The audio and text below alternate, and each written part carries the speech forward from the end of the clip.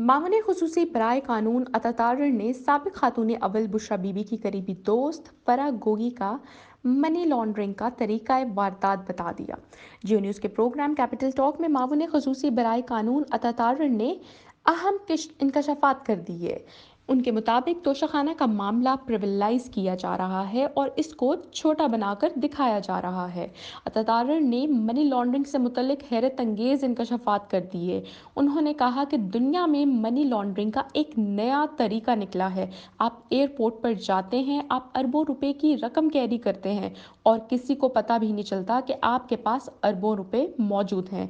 वो ऐसे कि आपने 1 अरब रुपए की अंगूठी पहनी हुई है, 50 करोड़ की घड़ी पहनी हुई है।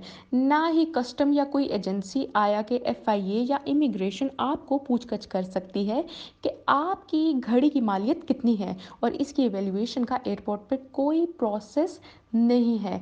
अतातार ने प्रोग्राम में साबिक वजीर आज़म इमरान खान से मुतल्लिक कुछ दिलचस्प बयान दे दिए। अतातार के मुताबिक इमरान खान साहब जो मनी लॉन्ड्रिंग का रिंग चलाते थे, इसका तरीका वारदात ऐसा था कि माजी में फराह गोगी साहिबा अरबों रुपए की मालियत की अंगूठी, हार और घड़ी पहनकर बैरून मुल्क सफ़र किया करती थी। मजीद मुस्लिम लीग नून के रहनुमा का कहना था कि ये मामला बहुत संजीदा नौयत का है। मिसाल के तौर पर आप एक तोहफा लेते हैं, इसकी कीमत को अंडर वैल्यू करवाते हैं और ख़जाने में इसकी आधी कीमत पर इसको जमा करवा देते हैं और बिल आखिर ब्लैक मार्केट में इसको कई गुना मुनाफे पर बेच देते हैं। प्रोग्राम में मजीद अदातार से जब सवाल किया गया कि एक तरफ वफाकी वजीर दाखिला राना सनाउल्लाह की गिरफ्तारी वारंट जारी, तो दूसरी तरफ चेयरमैन पाकिस्तान तहरीक इंसाफ इमरान खान के भी गिरफ्तारी वारंट जारी हुए हैं, क्या दोनों सियासी लीडरान को वीडियो लिंक की सहूलत मुहैया कर दी जाएगी? जिस पर वज़ीर आज़म के मामून खुसूसी बराए कानून अतातार का अहम बयान सामने आया। उन्होंने कहा कि मेरे ख्याल में दोनों को अदालत में पेश होना चाहिए। मजीद मुस्लिम लीग नून के रहनुमा का कहना था कि ये जो वारंट होते हैं, इसकी गिरफ्तारी का मकसद होता है ये जो मुलजिम उसको अदालत में रूबरू पेश करने के लिए कि दिए जाते हैं, इसकी हाजिरी को यकीनी बनाया जाता है। ये गिरफ्तारी वारंट महज मुलजिम को मजबूर करके पेश किया जाता है ताकि वो अपनी सफाई अदालत के सामने रख सके।